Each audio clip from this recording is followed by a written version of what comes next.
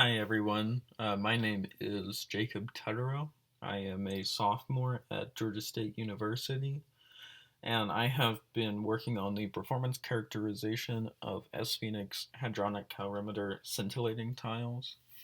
So just as an introduction, sPHENIX is an upgrade to a previous detector at the Relativistic Heavy Ion Collider at Brookhaven National Lab.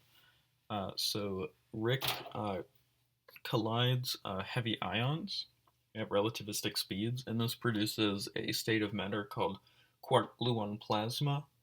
And what the quark-gluon plasma helps us do is understand the nuclear strong force. And this is because this is such a hot and dense state of matter that quarks and gluons actually become deconfined. And we measure and get useful data from this quark-gluon plasma through the sPHENIX detector, or will once it starts taking data. So the sPHENIX detector, it actually measures sprays of hadrons that come out of the collisions, and we call these jets. So jets probe the energy loss effects in the quark-gluon plasma, and data collection from this detector will probably start around 2023.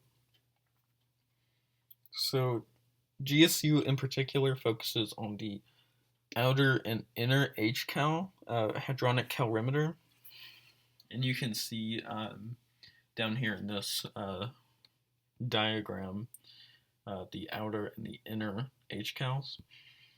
And so the hadronic calorimeters, these measure the energies of the jets, and these are going to be comprised of steel towers with scintillating tiles.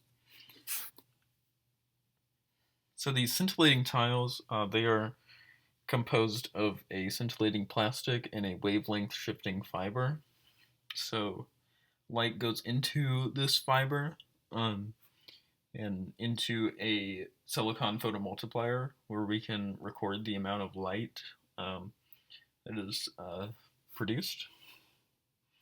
So they have 12 different shapes from B21 to B32. These are just how we define them.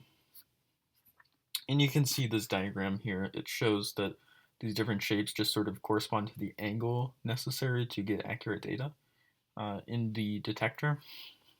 So what we actually do at GSU is we test these tiles to make sure that they are fit and ready to go into the detector and start taking useful data.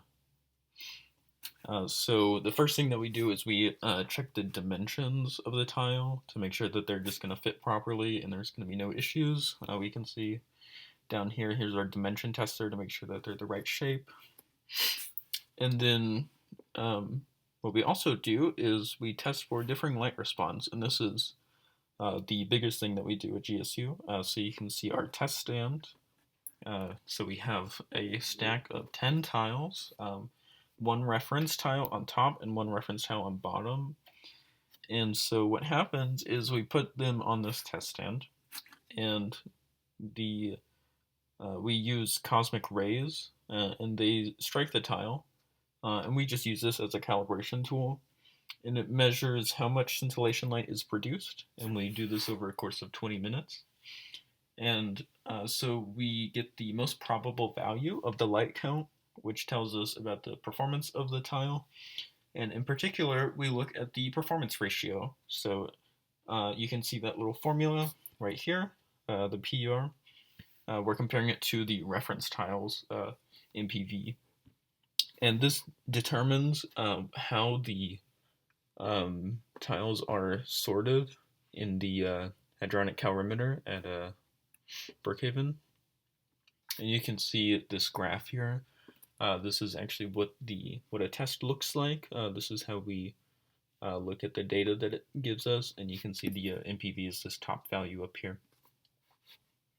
So at GSU, we have tested about 92% of these tiles that are set to go into the outer HCal. just the outer HCal. And only 1.3% of these tiles have had low performance. And that's what we're looking for. We want to make sure that we notify BNL of which tiles have these low performances. And we are getting ready to receive the inner HCal tiles, which you can see is this down here, the inner HCal. And yeah, that's about it. Thank you, and I hope to answer any questions you have at my Q&A session.